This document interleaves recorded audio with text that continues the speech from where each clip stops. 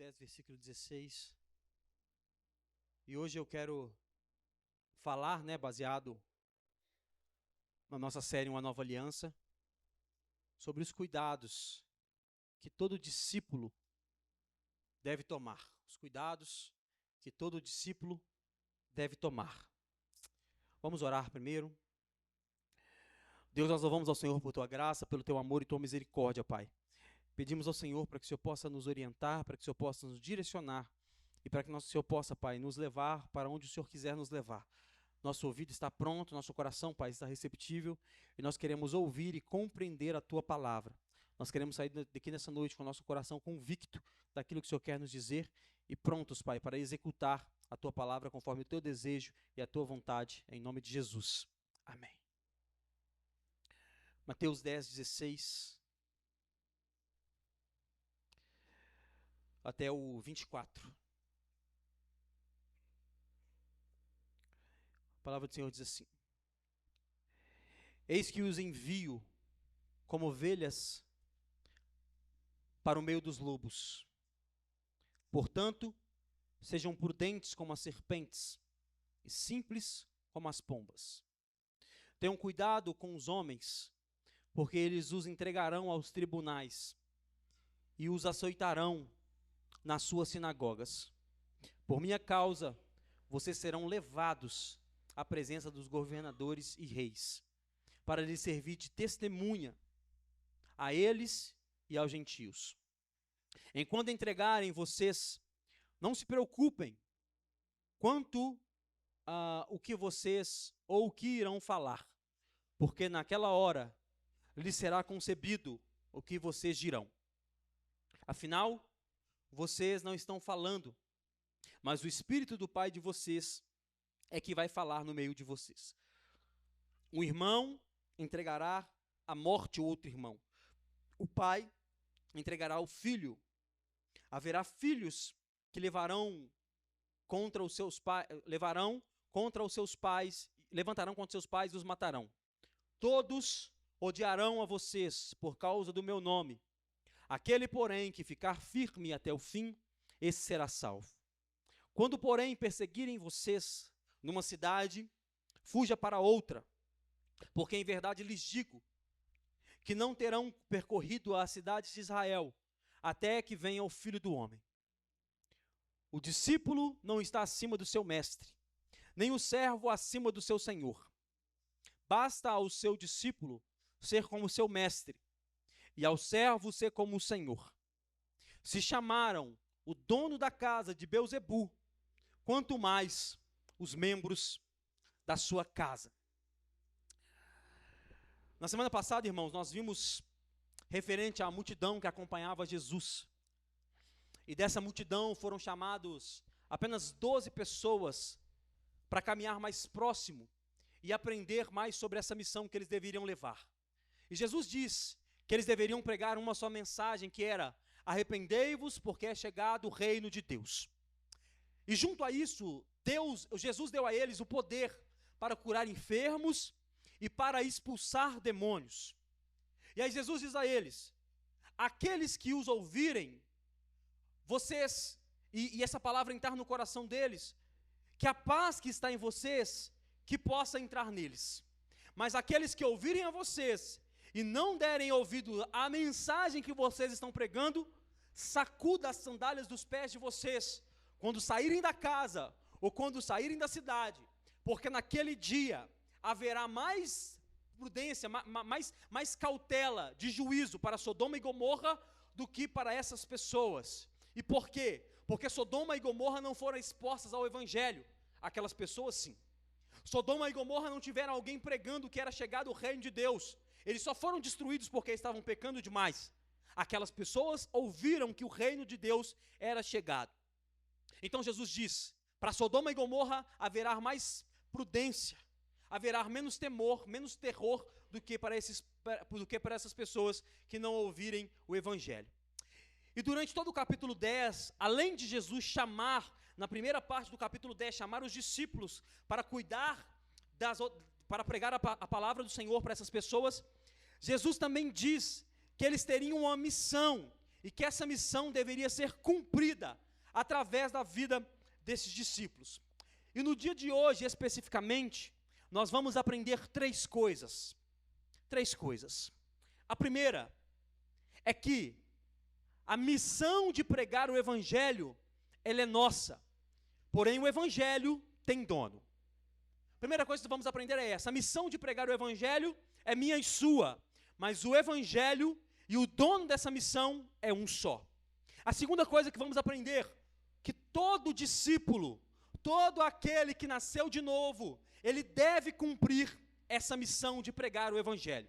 E aqui eu não estou dizendo sobre cargos que você vai executar, não estou dizendo sobre aquilo que você executa na igreja, mas estou dizendo que, se você nasceu de novo, se você é um discípulo, você tem por obrigação pregar o Evangelho de Deus, que seja para uma, seja para 10, para 100, para 10 mil, para 100 mil, a obrigação de pregar o Evangelho faz parte da missão de todo discípulo.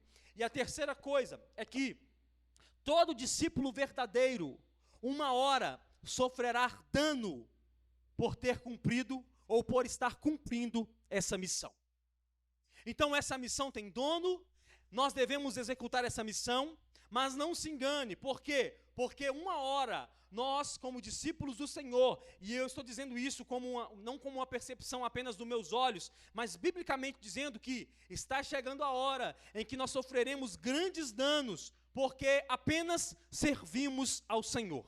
E é o que nós vamos aprender com esse texto que nós lemos nos dias de hoje, que ser um discípulo de Jesus custa caro, ou melhor, ser um discípulo de Jesus custa tudo, e, quiçá, daqui a algum tempo, custará a nossa própria vida.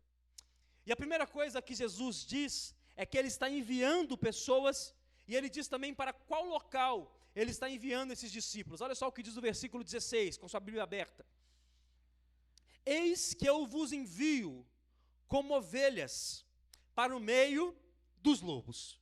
Jesus está dizendo, eu estou enviando vocês, mas eu estou enviando vocês com a característica de um animal. E qual é esse animal? A ovelha. E por que Jesus diz que os seus servos, os seus discípulos, são ovelhas? Porque ovelha é um animal inofensivo. Aí todo o comparativo que a Bíblia faz de nós como discípulos para com Jesus é que nós somos suas ovelhas, porque a ovelha é um animal inofensivo. Jesus diz, vocês estão indo como ovelhas, animais inofensivos. Mas o problema não é só irmos como ovelhas, o problema é o local que nós estamos indo como ovelhas. Nós não estamos indo como ovelhas ficar no meio de cachorro, ou indo como ovelhas ficar no meio de outro animal. Nós estamos indo como ovelhas ficar no meio de lobos, o principal predador de ovelhas. O animal que está pronto para devorar e para destruir essas ovelhas. Jesus está dizendo, eu estou pegando vocês e estou mandando vocês para que vocês fiquem perto do principal predador de vocês. Aqueles que vão querer acabar com a vida de vocês, aqueles que vão querer destruir vocês. E por que as pessoas do mundo, por que esses lobos vão querer nos destruir? Por que os ímpios vão querer nos destruir? Por causa do Evangelho. Porque o Evangelho não é uma mensagem que traz um combate no campo físico. Porque nos tempos bíblicos, irmão, quando um rei queria sitiar a cidade de outro rei, ele enviava pessoas primeiramente para sitiar, os soldados, primeiramente para cercar a cidade, e ia destruindo e minando pouco a pouco, para depois esse rei chegar e tomar conta do trono. É só você ver esses filmes de guerra aí, 300 e Companhia Limitada. Você vai ver que as pessoas chegam primeiro, dão um recado, ou de paz ou de guerra, e se for de guerra, primeiro o rei mandava os soldados para sitiar a cidade, e depois que os soldados tomavam essa cidade, esse rei chegava. Mas o Evangelho não era essa mensagem de um combate no campo físico. Ele é uma mensagem de combate no campo espiritual. Ele não é uma guerra natural, mas é uma guerra espiritual, mas uma guerra tão pesada, mas tão pesada, que as pessoas estão dispostas a matar aqueles que estão apregoando essa mensagem. Ela não é combate físico, ninguém vai pregar o Evangelho para outro e enfia uma lança do lado dessa pessoa. Ninguém vai pregar o Evangelho para outra pessoa e coloca uma arma na cabeça dessa pessoa dizendo, ou você se converte, ou eu vou tirar a sua vida. Não. Mas o evangelho é uma mensagem tão pesada, mas tão pesada, que as pessoas olham para quem está pregando o evangelho e têm o desejo de matar essa pessoa, porque a mensagem é confrontadora. A mensagem do evangelho é o confronto que nós levamos para o mundo dia após dia. Por quê? Porque o mundo é caído. A Bíblia diz que o mundo jaz do maligno. O sistema mundano, ele já é caído. Portanto, quando você chega com a mensagem para os pecadores, você precisa se arrepender, eles dizem, você que precisa morrer. Nós não queremos nos arrepender do nosso pecado, porque é bom, obedecer a nossa carne é prazeroso. Aí quando nós chegamos com uma mensagem de confronto, as pessoas querem nos matar por causa dessa mensagem que é o evangelho. Quando Jesus diz que está enviando as ovelhas em meio aos lobos, ele está dizendo que, primeira coisa, nós estamos correndo risco. Quando Jesus diz, você está saindo daqui e está indo pregar em meio aos lobos, ele está dizendo, vocês, ao pregarem o evangelho, estão correndo grande risco. A segunda coisa, nós não podemos ser reagentes quando nos atacarem. Se alguém nos atacar porque nós estamos pregando o evangelho, nós não podemos ser reagentes. Por quê? Porque nós somos ovelhas. Então, quando estamos pregando o evangelho e alguém nos desacata porque nós estamos pregando o evangelho, nós não podemos ser reagentes. Sai daqui, vai embora para sua casa. E aí já imaginou alguém pregando o evangelho, uma pessoa xingar ela, e ela xingar essa pessoa de volta? Eu vi um vídeo hoje, por coincidência, de um homem pregando o evangelho dentro de um metrô, de um ônibus, não deu para ver aonde era o transporte público. E aí um homem gritando com esse homem, ele se filmando, xingando o cara que estava pregando o evangelho, e xingando ele para ele parar de falar, porque ele estava cansado, a cabeça dele estava doendo, que ele não queria ouvir ele falar. E aí, ao invés do homem que estava pregando o evangelho, talvez se calar e ir para outro vagão, ou descer e ir para outro ônibus, ele xinga o cara de volta dizendo, Satanás, eu estou pregando o evangelho e você está me proibindo de pregar o evangelho? Satanás, você é Satanás. Aí o cara diz, Satanás é você que disse que está pregando o evangelho, mas está aqui me xingando de Satanás. Quando Jesus diz, vocês são como ovelhas, é que quando as pessoas te xingarem, quando as pessoas quiserem que você, falarem más coisas para você, quando você estiver pregando o evangelho, retire-se, porque você é ovelha e ovelha não contra-ataca. Você nunca ouviu falar de ovelha brigando com nenhum animal. Eu amava ver Discovery Channel, sei lá, e as brigas dos animais lá que tinham. Aí quando vem os animais pegando um ao outro, eles se matando. Eu gosto de ver essas questões. Aí você vê o leão brigando com o cervo lá para pegar o cervo. Você vê o jacaré brigando com o serpente. Você vê um tanto de briga maluca. Mas você nunca viu uma ovelha contra-atacar ninguém. Você nunca viu uma ovelha contra-atacar nenhum outro animal que fosse para tentar pegar ela. Tanto é que a ovelha é tão inofensiva que ela não consegue sobreviver sozinha. Ela precisa de um pastor. A ovelha não consegue sobressair sozinha, ela precisa de um pastor. A terceira coisa que nós podemos aprender quando Jesus nos envia em meio aos lobos é que o mundo vai querer nos destruir. O mundo vai querer nos destruir. Os lobos, os ímpios, vão querer atacar as ovelhas por causa da natureza que é os lobos. A natureza que são os lobos, eles querem destruir as ovelhas. Eles querem nos destruir, então nós devemos aprender isso. Nós somos ovelhas, nós devemos nos retirar quando estamos sendo atacados enquanto pregamos o evangelho, porque a coisa natural enquanto pregarmos o evangelho, os lobos, os ímpios quererem nos atacar. E a segunda coisa Jesus nos diz como nós devemos lidar com os lobos que estão querendo nos atacar, e está na parte B do versículo 16, que diz assim, portanto, sejam prudentes como a serpente e simples como as pombas. Prudente como a serpente e simples como a pomba. O prudente aí também pode ser sábio. E o que Jesus está querendo dizer com isso? É que quando alguém quiser atacar a nossa fé, ou quando alguém quiser nos perseguir por causa do evangelho, nós devemos ser sábios como a serpente, porém simples como as pombas. Por que não devemos ser só sábios e prudentes como a serpente? E por que não devemos ser só calmos e simples como as pombas? Porque deve haver um equilíbrio em nossa vida como servos de Deus. Deve haver um equilíbrio daquele que serve a Deus e daquele que prega o Evangelho. Quando você estiver pregando o Evangelho, preste atenção, quando você estiver pregando o Evangelho, para que nada de mal aconteça com você, seja sábio e prudente como a serpente. Porém também, seja simples como um discípulo e puro como uma pomba. Porque vocês devem ter esse equilíbrio. Porque se for só um, você vai ser reagente e vai xingar a todos que te xingarem primeiro. Mas se você for simples demais, você vai ser uma presa fácil para que essas pessoas possam te apanhar e possam fazer o mal para com você. Então Jesus está dizendo, você precisa ser equilibrado para que você não seja destruído. Um discípulo tem que ter essas duas faces. Um discípulo ele deve ter a astúcia de uma serpente e estar pronto para reagir a situações difíceis e sair do local, ou talvez chamar uma ajuda quando as coisas ficarem difíceis, no momento da pregação do Evangelho, mas também ele deve ser manso, humilde, simples, para que ele não possa também ser reagente o tempo todo. Jesus diz, vocês estão indo no meio de ovelhas, mas vocês devem ir com prudência e com simplicidade e mansidão. Você está comigo, irmão? E após isso, Jesus continua dizendo os demais cuidados que esses discípulos deveriam ter. Olha só o que ele diz no versículo 17. Tenham cuidado com os homens, porque eles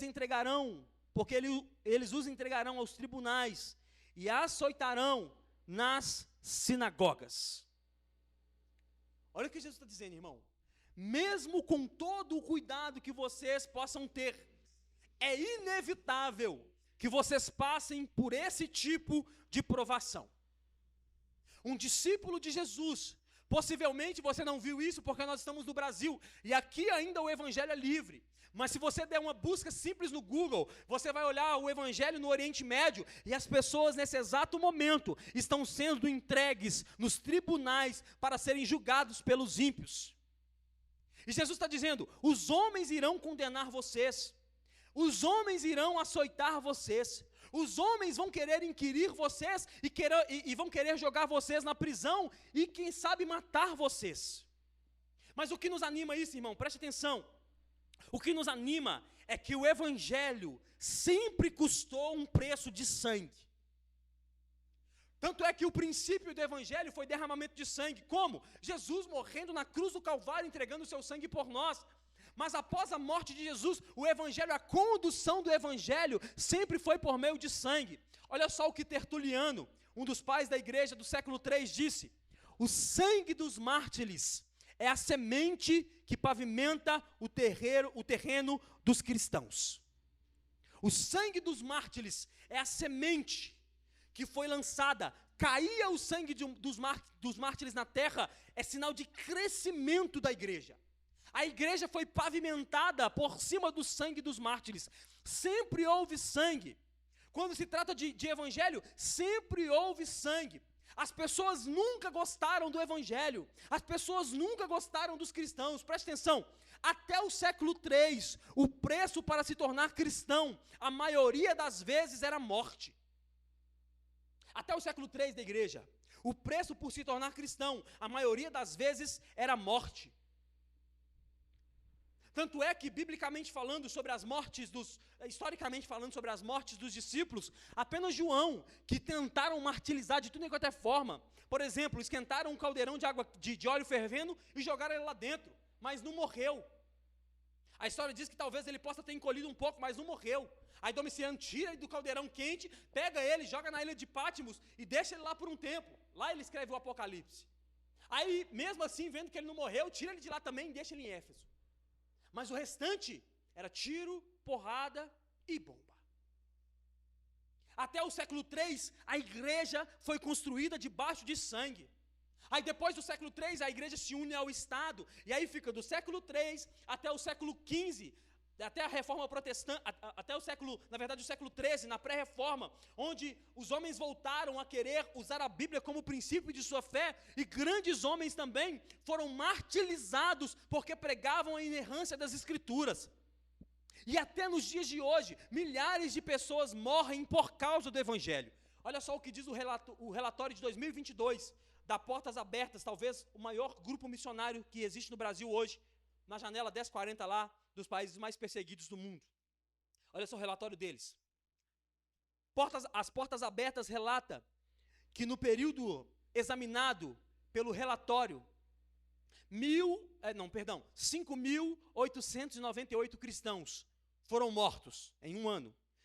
5.898 cristãos foram mortos. Um aumento de 4% em relação ao relatório de 2021, que contavam com 4.761. São 5.110 igrejas e prédios relacionados que foram atacados ou fechados, 14% a mais em relação ao ano anterior. Os cristãos presos sem julgamento e encarcerados são de 6.175, 69% a mais que o ano de 2021.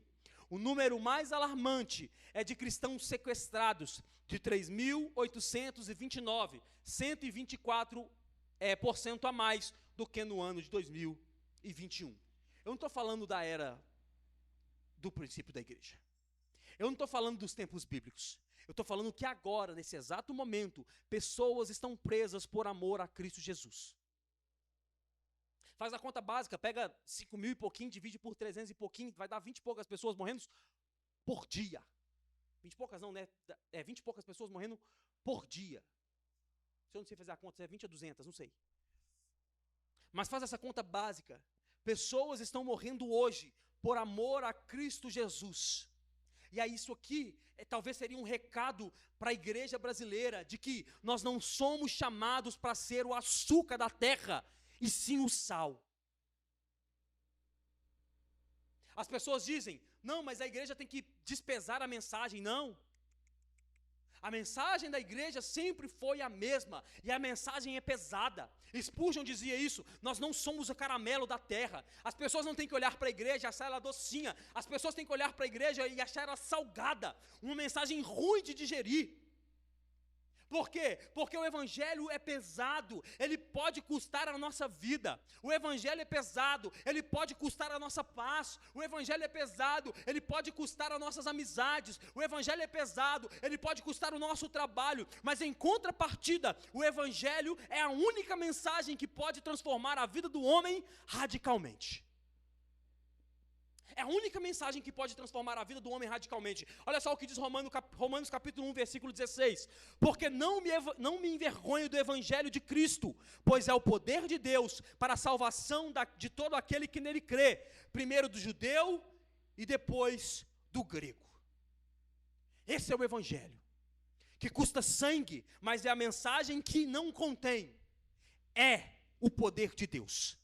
E é a mensagem pela qual nós somos perseguidos. É a mensagem pela qual a igreja do Senhor deve ser perseguida. A igreja do Senhor não deve ser amada. A igreja do Senhor não deve ser idolatrada. As pessoas não devem se sentir confortáveis dentro da igreja. Há um tempo atrás eu vi um videozinho na internet de uma mulher que foi para a igreja e levou o cachorro e ficou brigando na igreja porque não tinha um lugar para ter o cachorro dela, para o cachorro dela ficar no culto. E ela saiu da igreja revoltada porque não tinha um lugar para o cachorro dela. Eu estou indo para casa muito triste porque a igreja não tem um local para o meu cachorro. Mas qual que é o problema? Qual é a culpa? A culpa é da própria igreja, que traz a experiência do conforto. A propaganda da igreja é o conforto. São as salas gigantescas, as cadeiras melhores possíveis, os telões de LED espalhados pela igreja. Aí a pessoa acha que vai chegar na igreja e vai ter acampamento pet mesmo. E o culto para o cachorro. O peso do evangelho é a mensagem que nós carregamos. É uma mensagem pesada e que brevemente, nós sabemos que os tempos estão se abreviando, brevemente irá começar a custar as nossas vidas. Está comigo, irmão? Aí Jesus continua dizendo, qual deve ser o único motivo da nossa perseguição? Versículo 18, diz assim, por minha causa, vocês serão levados à presença dos governadores e de reis, para lhes servir de testemunha a eles e aos gentios. Jesus está dizendo, qual é a única causa que a igreja dele deve ser perseguida? Qual que é a causa? Jesus diz, por minha causa. Nós podemos observar duas coisas no que nós lemos. A primeira é essa. Jesus não diz, vocês serão perseguidos porque vocês estão fazendo alguma coisa relativa. Vocês não estão sendo perseguidos porque vocês estão, sei lá, o som da igreja está alto e o vizinho chamou a polícia. Já cansei de ver isso. Hein? O som da igreja estrondando, aí o vizinho chama a polícia, ele diz, é perseguição. Não é perseguição não, irmão, é só baixar o som. Ah, eu estou sendo perseguido porque no meu trabalho eu não quero trabalhar, eu só quero ficar lendo a Bíblia. Não é perseguição não, irmão. Seu patrão tem que te mandar embora. Se no seu trabalho você não trabalha. Não é perseguição. Olha só o que Jesus está dizendo. Vocês não devem ser perseguidos por causas secundárias. Vocês devem ser perseguidos por causa do meu nome. É o único motivo real para que possamos sofrer perseguição. Até porque, o que Paulo diz em sua carta aos Coríntios, se eu não me engano, no que depender de vós, tende paz com todos os homens. Então nós não devemos falar que estamos sendo perseguidos por coisa secundária. Nós devemos ser perseguidos por causa de Jesus. Mas preste atenção, irmãos, que aqui existe um grande problema quando se trata de perseguição. Porque existem pessoas que não estão sendo perseguidas pelo nome de Jesus, mas estão fazendo com que Jesus seja perseguido por causa do seu próprio nome. Você já ouviu falar isso? Se fulano de tal é crente, eu prefiro ir para o inferno. Se fulano de tal vai para a igreja, na igreja desse fulano eu não piso nunca na minha vida. E qual que é a reflexão que nós temos que ter em relação a isso? Preste atenção. Se formos perseguidos por causa de Jesus, está tudo certo. Agora, se fizermos o nome de Jesus ser perseguido por causa do nosso nome, está tudo errado. Então as pessoas estão perseguindo a você porque você está falando de Jesus, está tudo certo. Agora as pessoas estão perseguindo a Jesus por causa de você, está tudo errado. A pior coisa que nós podemos ouvir é, por causa de atitudes como a sua, é que eu não vou à igreja. Ou quando você está sentado na mesa de uma pessoa, a pessoa começa a falar de outra pessoa que se diz cristã e diz, por causa de atitudes como essa pessoa, eu não vou na igreja. Porque está fazendo o nome de Jesus ficar sujo e manchado por causa das atitudes. Mas Jesus diz, o único motivo plausível de vocês serem perseguidos é por causa do meu nome. E aqui fica a pergunta, as pessoas estão nos perseguindo por causa de Jesus ou as pessoas estão perseguindo a Jesus por nossa causa? Reflita sobre isso. E aí Jesus continua dizendo, nesse mesmo versículo 18 aqui, nós seremos testemunhas. Preste muita atenção nisso, irmãos. Nós serviremos como testemunhas. E a palavra testemunhas, no seu original, é nossa, meu hebraico é maravilhoso. Marturreon, o grego na verdade, né? Marturreon, que quer dizer mártires. Quando Jesus diz, vocês serão minha testemunha, ele não está dizendo que você vai falar bem de mim, presta atenção, irmãos. Ele não está dizendo, você vai falar bem de mim para outra pessoa. A palavra testemunha quer dizer marturreon, que quer dizer mártires. O que ele está dizendo? É que vocês, a partir do momento em que começarem a pregar o meu evangelho, se forem perseguidos, vocês serão testemunhas, ou vocês serão mártires. E o que é um mártir? Alguém que morre por uma causa. Jesus não te chamou para você ser testemunha e falar que ele é bom. Jesus te chamou para morrer pela causa dele. Jesus não te chamou para você dizer, que eu sou testemunha do Senhor, então eu estou falando as obras que ele diz. Ele está dizendo, se você for perseguido pelo meu nome, você é minha testemunha. Ou seja, você tem que estar pronto a entregar a sua vida em amor a mim. Alguns de vocês serão mortos por causa do meu nome. E aqui eu gosto de dizer essa frase, eu vou repeti-la mais uma vez. Nós não fomos chamados para sermos felizes, nós somos chamados para sermos fiéis. Você não foi chamado para ser feliz, você foi chamado para ser fiel. Ainda que na realidade do Brasil não acontece isso ainda, mas é a realidade de muitos países. Pessoas a fé das pessoas tem sido colocada em xeque o tempo todo por causa do evangelho. Por quê? Aceitou Jesus, chega um líder da religião do país e diz, ou você nega ou você morre. A pessoa diz, neguei. Tudo bem, pode viver. A pessoa diz, não, eu não nego. Eu vou matar sua família, tudo bem. Existem inúmeros casos, irmãos. Tem um livro de John Fox, o livro dos mártires, contando a história desde os primeiros mártires da igreja. O livro dos mártires conta a história de algumas pessoas que saíram das suas casas, no meio do caminho, se encontraram com alguém que foi exposto ao evangelho, elas se converteram, voltaram para casa, e as pessoas da cidade, as pessoas ao redor, denunciaram que elas tinham se convertido. E aí os soldados chegavam na casa dessas pessoas e diziam, nega Jesus ou você morre. Aí, vendo que a pessoa não se tremia por causa disso, porque qual é o pensamento da pessoa? Eu vou morrer, eu sei com quem vou encontrar. Elas diziam, nega Jesus ou seu filho morre. Há inúmeras pessoas dizendo, olhando para o filho, dizendo, filho, pode ir em paz, você está indo para um lugar melhor do que esse. Aí vem o soldado na frente da mãe e do pai, quer que mate? Quer, passa a faca, mata. Matou o primeiro filho, mata o segundo. Filho, vai em paz que tem um lugar melhor te esperando.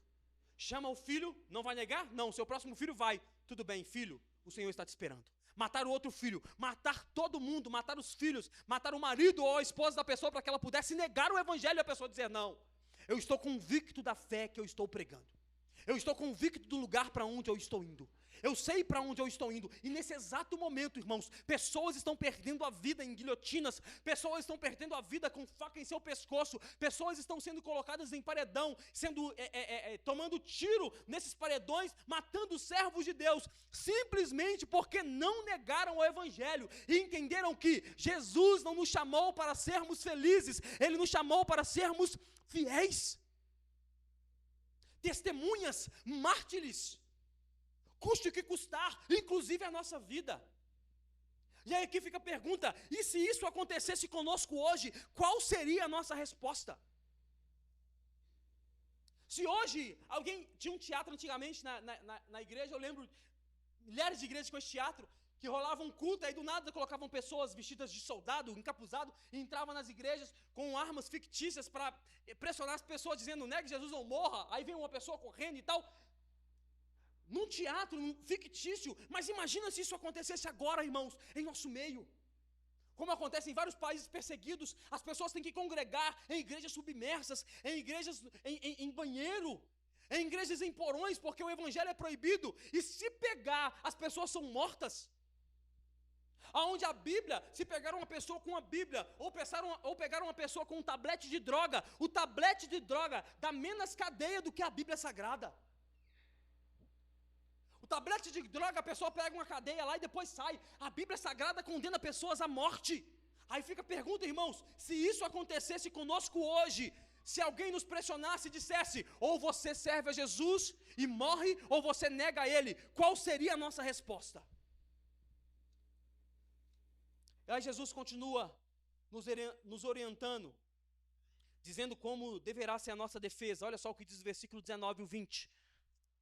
E quando entregarem vocês, não se preocupem quanto e como o que irão falar, porque naquela hora lhes será concebido o que vocês dirão. Afinal, não são vocês que estão falando, mas o Espírito de Deus Pai de vocês é que falará por meio de vocês. Olha só o que Jesus está dizendo. A maioria de vocês serão pegos. E quando vocês forem pegos, fiquem tranquilos. Porque não vai sair de vocês.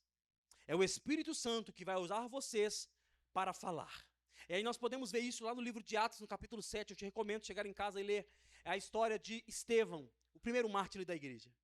Um jovem diácono da igreja. O primeiro mártir da igreja não foi um apóstolo, foi um diácono. Que começou a pregar a mensagem com poder e grande glória. E as pessoas começaram a perseguir. E aí a história de Estevão diz que ele é preso. E as pessoas pediram a ele uma defesa.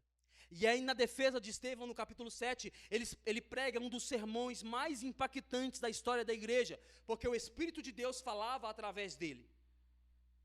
O Espírito de Deus falava através de Estevão, e ele pregou um dos sermões mais impactantes da história da igreja. Mas preste atenção, irmãos, olha só.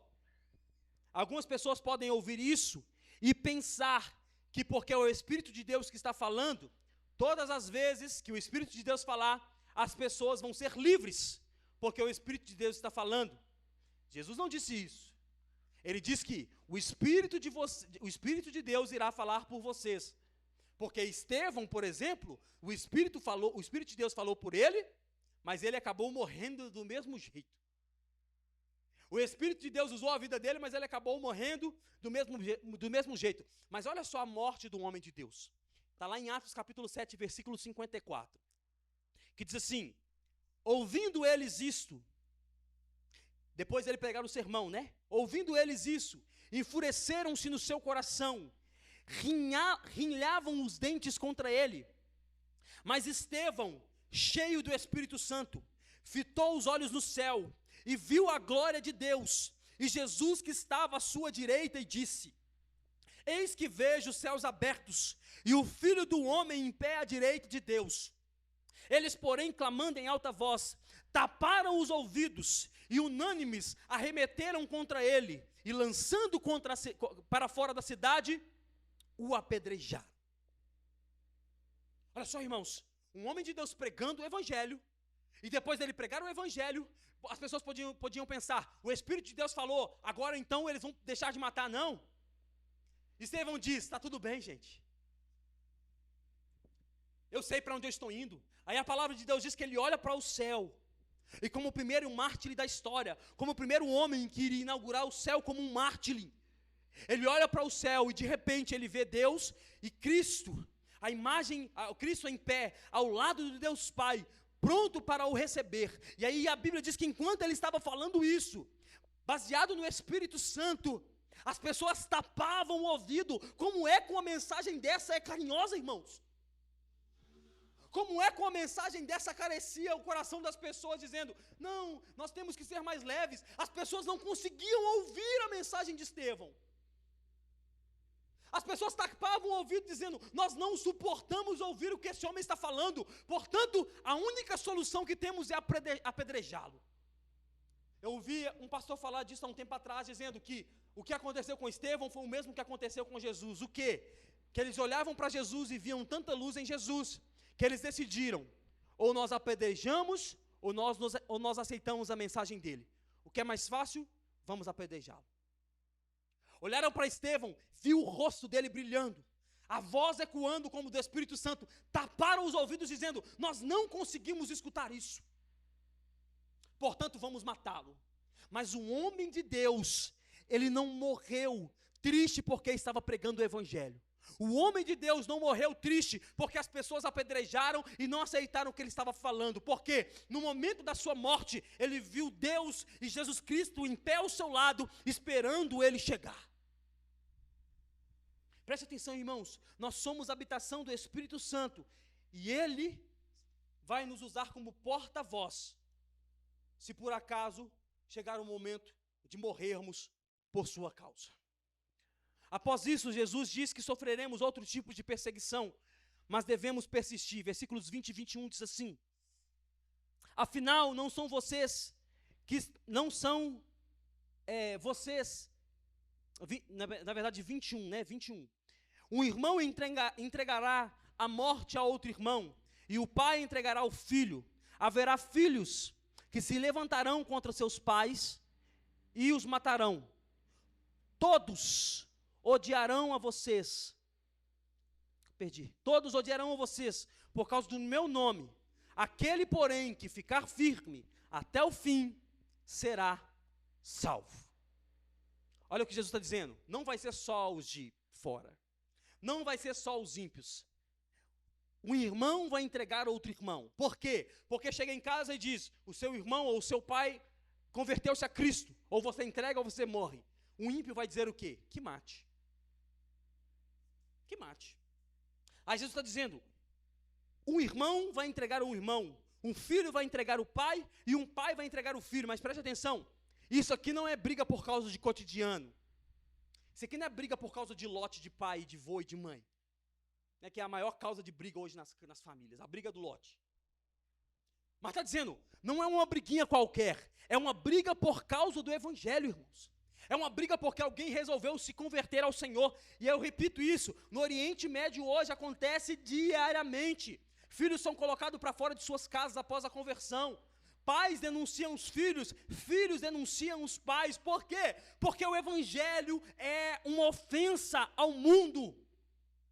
O Evangelho é uma ofensa ao mundo. E a pergunta é, será que estamos prontos para isso? Vermos as pessoas que nos amam denunciando as autoridades, dizendo, fulano de tal está na igreja submersa. Fulano de tal não está aqui porque ele está na igreja, eu vou dar o endereço da igreja para vocês que vocês possam lá e acabar com eles. Aí você, quando você ouve quem te denunciou, é seu filho, é seu irmão, é seu pai. Será que estamos prontos para isso? Devemos nos preparar para isso, porque somos chamados para sermos testemunhas do Evangelho, mártires do Evangelho. Então prepare o seu coração, prepare a sua vida, porque se isso acontecer, você foi alertado de que isso aconteceria. Tem uma cena num desses filmes aí, de defendendo Jesus lá, esqueci, Deus não está morto. Que a menina converte e o pai faz exatamente isso. Bota para fora de casa, fecha a porta, e a menina não é mais bem-vinda em casa, porque se converteu ao Senhor. Tudo isso porque o Evangelho é uma ofensa. E aí Jesus diz ainda que aquele que persistir será salvo, mas ele não está dizendo que a salvação depende da obra. Ele não está dizendo que a salvação de vocês depende daquilo que vocês fizerem. Mas entendemos que, quando fomos chamados para o Evangelho, a garantia que temos é o sangue do Cordeiro. Amém, irmãos? Então a garantia que temos é o sangue do Cordeiro. Jesus diz que aquele que vier a mim, de maneira alguma lançarei fora. Mas o que nós podemos aprender com isso aqui é que todo cristão genuíno irá suportar essas dores por amor a Jesus, mesmo que custe a sua vida, ou custe os seus bens, ou custe a sua família. Ele irá suportar. Não seremos salvos porque suportamos, pelo contrário, suportamos porque somos salvos. Aí fica a pergunta, e quem não suportar? João capítulo 2, versículo 19 diz assim: eles saíram do nosso meio, entretanto, não eram dos nossos, porque se tivessem sido dos nossos, teriam permanecido conosco. Todavia, eles se foram, para que ficasse manifesto que nenhum deles eram dos nossos. O que João estava querendo dizer com isso? Que os salvos persistem, porque não tem mais vida em si. A vida que temos pertence a Cristo Jesus. Está comigo, irmão?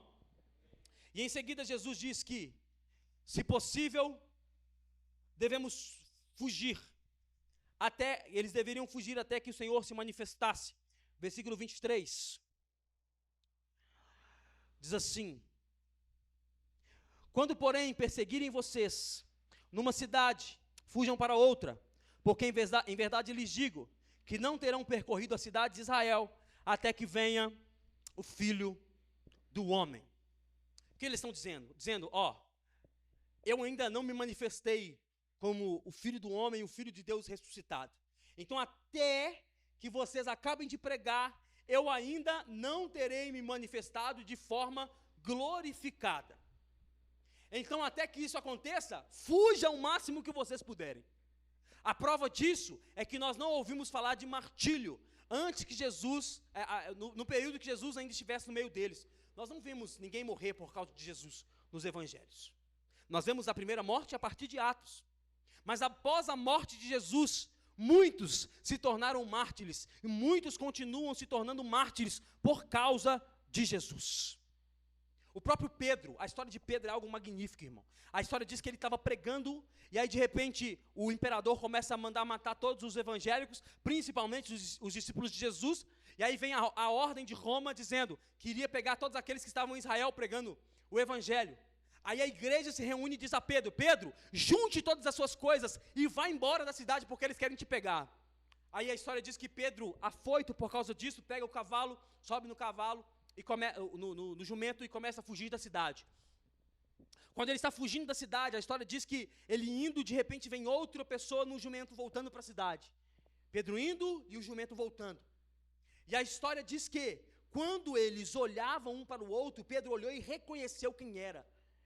E quem era, não era um dos apóstolos. Quem estava vindo era o próprio Senhor voltando no jumento. Aí de repente, quando Pedro olha para Jesus, ele diz: mestre, o Senhor está voltando para a cidade?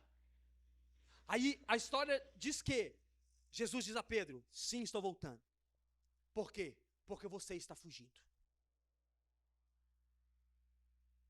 Rapidamente, não se sabe se foi uma visão ou se foi de fato algo que Pedro viu, mas a história da patrística diz, o relato sobre Pedro dizendo isso, a história diz que Pedro pega o jumentinho e volta para a cidade, para ser preso e morto por causa do evangelho. Presta atenção, irmãos, a morte de um homem falava muito mais alto do que muitos sermões pregados. Porque a palavra podia ter o efeito, mas um homem morrendo por uma causa tem um efeito muito maior. E aí Jesus finaliza dizendo que os discípulos deveriam ser como ele. Olha só o que diz o versículo 24. O discípulo não está acima do seu mestre, nem o servo acima do seu senhor. Basta ao discípulo ser como seu mestre, e ao servo ser como seu senhor. Se chamaram até o dono da casa de Beelzebu, quanto mais os membros da sua casa. Jesus está dizendo: não há outra solução para vocês. Se me perseguiram, se me chamaram de chefe dos demônios, vão fazer a mesma coisa com vocês. Se perseguiram a mim, que sou o chefe, o dono da casa, vão perseguir a vocês também. Fique tranquilo, se vocês morrerem, vocês não serão melhor do que eu. Se vocês morrerem, vocês não estarão fazendo nada diferente de mim. O que cabe a vocês é serem como eu. E aqui eu quero ler a história da morte, a forma da morte de alguns dos discípulos do próprio Jesus. O primeiro deles, Pedro, foi crucificado de cabeça para baixo em Roma, porque não aceitou morrer como Senhor Salvador. Quando foram crucificar, ele diz: eu quero morrer, mas de cabeça para baixo, para que eu não me compare. Não sou digno de morrer como meu Senhor. Segundo, André foi martirizado na Grécia, morto também por causa do evangelho. O terceiro, Tiago, filho de Zebedeu, morto por Herodes, o único que a Bíblia relata em Atos 12:12, o primeiro dos apóstolos a ser morto e o único que consta na Bíblia Sagrada. João, o irmão de Tiago, esse foi lançado em um tacho de óleo fervente, mas nada sofreu. Deus o livrou e fez com que, fez com ele como fez com os moços lá, como os moços na sarça, na fornalha ardente lá em Daniel. Depois foi exilado na ilha de Patmos, onde recebeu as revelações do Apocalipse. Era o mais jovem dos discípulos e foi o último deles a morrer, provavelmente em Éfeso, mas depois de tanto sofrer, ele morreu de morte natural. Bartolomeu, segundo a tradição, foi posto vivo num saco e lançado ao mar. Tomé trabalhou na Índia e foi martirizado e morto também por causa do evangelho. Tiago, filho de Alfeu, um livro do seu tempo relata que ele foi apedrejado pelos judeus em Jerusalém por pregar o nome de Cristo Jesus. E o último, Simão o Zelote, segundo a tradição, trabalhou no norte da África e sofreu martírio na Palestina durante o reinado de Domiciano. Durante o reinado de Domiciano, o perseguidor, o maior talvez de todos, dos cristãos. A história da morte dos discípulos. E talvez o mais conhecido de todos, o apóstolo Paulo, foi decapitado em Roma por pregar o evangelho. E eu quero terminar para irmos para as aplicações práticas, com uma passagem do próprio apóstolo Paulo antes de ser morto, que está lá em 2 Timóteo capítulo 4, versículo 2, que diz assim: que pregue a palavra, insista, quer seja oportuno, quer não, corrija, repreenda, exorte com toda a paciência e doutrina, pois virá o tempo em que não suportarão a sã doutrina, pelo contrário, se rodearão de mestres, segundo as suas próprias cobiças, como que sentindo coceira nos seus ouvidos. Eles se recusarão a dar ouvidos à verdade, entregando-se a fábulas. Mas você seja sóbrio em todas as coisas, suporte as aflições, faça o trabalho de um evangelista, cumpra plenamente o seu ministério. O versículo 6 diz: quanto a mim, já estou sendo oferecido por libação, e o tempo da minha partida chegou. Combati o bom combate, completei a carreira e guardei a fé. O apóstolo Paulo não estava indo descansar em sua cama. Eu gosto de frisar para vocês a imagem do filme Apóstolo Paulo, lá da Netflix, que termina da forma linda, ele caminhando em direção à guilhotina, e esse versículo ao fundo.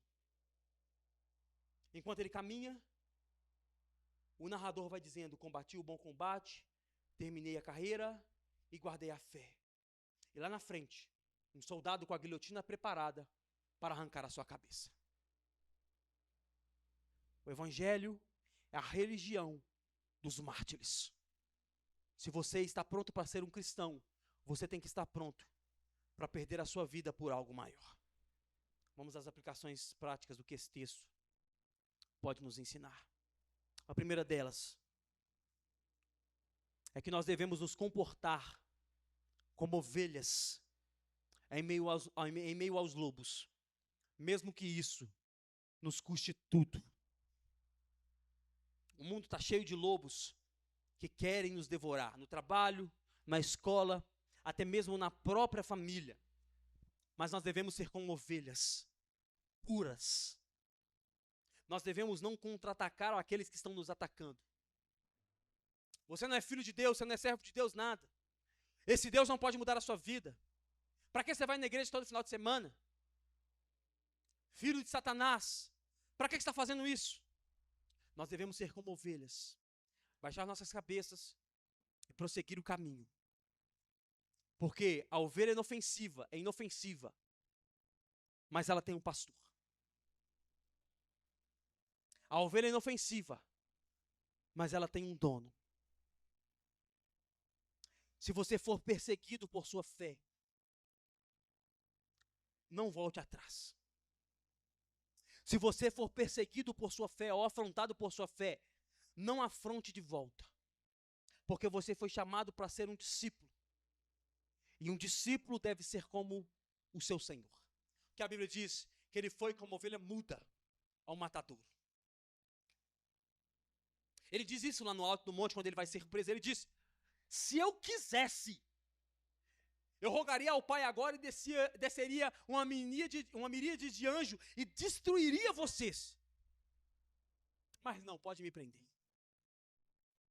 Aí enquanto os soldados estão prendendo ele, ele vai como ovelha muda a um matadouro. Nós também devemos ser assim, ovelhas mudas, porque estamos em meio aos lobos. A segunda coisa, chegará um dia em que ser cristão custará a nossa vida. Portanto, não recue. Ser cristão é ser testemunha, e ser testemunha é ser mártir. Você só tem uma vida porque Jesus permitiu com que você tivesse essa vida. Você só foi resgatado porque Jesus quis te resgatar. Ou seja, em si mesmo você não tem vida. Como o apóstolo Paulo diz: já estou crucificado. Agora já não vive mais eu. Já estou crucificado, não vive mais eu. Você não tem uma vida em si. Eu gosto de uma frase do Rodolfo Abrantes, um cantor cristão. Ele estava no Altas Horas, um dos programas de maiores audiência no seu tempo, quando ainda fazia o sucesso todo. E Rodolfo Abrantes, depois de convertido já, o Serginho Groisman entrevistando a ele, e sai uma pergunta da plateia dizendo: por que é que você abriu mão de tudo? O cantor da maior banda de rock do Brasil na época. Ele não abriu mão depois que a banda caiu. Ele abriu mão da banda sendo a maior banda do Brasil. Dinheiro, mulher, drogas, tudo que você quisesse aos seus pés. Por que você abriu mão disso? Tudo. Não dava para conciliar. Aí ele diz: não há nada mais justo de eu dar a minha vida por alguém que deu a vida por mim. Acabou. O dinheiro não me satisfaz mais. O que eu poderia ganhar no mundo não me satisfaz mais. As mulheres que eu tinha no mundo não me satisfaz mais. As drogas que eu usava no mundo não me satisfaz mais. Por quê? Porque eu entreguei a minha vida por alguém que deu a vida por mim. Portanto, se você for chamado para ser um mártir e morrer por causa da causa de Jesus, não recue, mas vá marchando, assim como o apóstolo Paulo, rumo à glória que nos espera. Terceira coisa e última que podemos aprender: não espere ser amado por um mundo que odiou e odeia o nosso Senhor. Não espere ser amado por um mundo que odeia o seu Senhor. O maior problema dos dias de hoje é que algumas igrejas estão nos ensinando a amar o mundo mais do que amar a volta do nosso Senhor. Os convites das igrejas são esses: venha para a igreja e aqui você vai receber o seu carro novo. Venha para a igreja e aqui você vai receber aquilo que você tanto sonhou. Aqui na igreja as coisas acontecem. O problema é que nós estamos aprendendo a amar mais as coisas do mundo do que a volta do nosso Senhor. E algumas pessoas pedem a Jesus até para segurar um pouco a sua volta, porque acabaram de conquistar a casa dos sonhos. Dizendo: Senhor, eu batalhei tanto, fiz uma vaquinha aqui no FGTS, juntei meu FGTS com minha esposa lá, deu uma entradinha legal, estou pagando a prestação, e vai voltar agora? Senhor, eu fui lá, consegui comprar o carro dos meus sonhos, consegui entrar na concessionária, comprar o carro zero, sem placa, com plástico no banco, né? Porque pobre é assim, né? Vai lá, compra o plástico, deixa um mês o plástico no banco, os adesivos no vidro e deixa lá. Dizendo: Senhor, eu acabei de comprar o carro dos meus sonhos, dá para segurar um pouquinho? Deixa eu curtir um pouco o carro. Senhor, eu consegui casar, arrumei a mulher, arrumei o homem dos meus sonhos, estou construindo uma família, agora? Algumas pessoas estão orando para Jesus segurar, porque querem viver mais as coisas da terra do que as coisas do céu. Esse tipo de pessoa não vai aguentar a pressão quando forem perseguidos. Porque diz: ou assume ou o seu carro é meu, ou a sua casa é minha. Ele diz: tudo bem, eu nego. Essas pessoas vão negar porque não amam a Jesus, mas amam um pseudo-Jesus que fornece tudo o que elas querem. Outras pessoas esperem um amor e reconhecimento de um mundo que odiou o nosso Salvador. Estou esperando amor e estou esperando reconhecimento de um mundo que nos odeia. Não há possibilidade. Preste atenção nisso. Esse mundo não pode nos amar, porque se esse mundo nos amar, nós teremos falhado em nossa missão. Se o mundo te amar, você falhou na missão. Tem um homem que diz isso, eu procurei a frase para lembrar a referência, não consegui achar, mas um dos homens do século XVII dizia isso, dos pós-reformadores. Ele dizia: o problema do mundo é que os homens estão nos amando ao invés de querer nos matar. O problema do mundo é que os homens querem nos bem. E se o mundo nos quer bem, é porque a nossa mensagem não está fazendo o efeito necessário. A mensagem do Evangelho é confronto. E se o confronto custar a nossa vida, esteja pronto para perder essa vida. Fica de pé no seu lugar.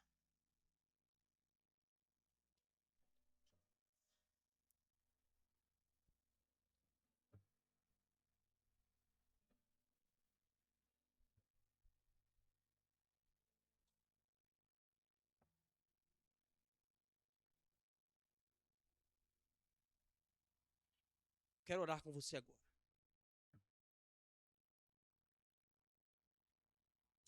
Essa talvez não é a mensagem que nós queremos ouvir num dia de domingo. E é por isso que eu gosto de série, porque eu não faço de propósito. Eu não faço de propósito. O que caiu, a gente vai pregar. E a pergunta que eu quero te fazer é: você está disposto a perder a sua vida por alguém que deu a vida por você? Se não, eu quero orar por você, para que o Senhor possa nos dar força, para que, se isso acontecer, nós estejamos prontos. Feche os olhos. Deus, somos pequenos e falhos, Pai. E o nosso coração às vezes não entende a seriedade que é o teu evangelho. Eu quero pedir ao Senhor para que o Senhor possa nos dar coragem, para que o Senhor encha o nosso coração, Pai, de atitude, Pai, de ação, para que se isso acontecer em nosso meio, Pai, para que se formos perseguidos como igreja, como os indivíduos, porque estamos pregando o teu evangelho, que nós possamos estar prontos para perder nossa vida, Pai.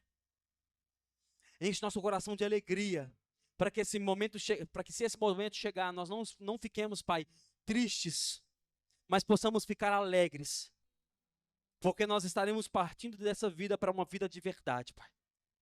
E que em nome de Jesus nós possamos ter essa consciência, a consciência de homens e de mulheres que nasceram de novo, estão prontos para morrer pelo Senhor. A consciência, Pai, de homens que foram resgatados na cruz do Calvário. E por isso, Pai, nós não temos uma vida, a vida que temos pertence ao Senhor. Então nos encha de coragem e nos faça, Pai, pregar o teu evangelho, mesmo que isso custe tudo que temos. Em nome de Jesus. Amém. Se você pode, aplauda Jesus no seu lugar.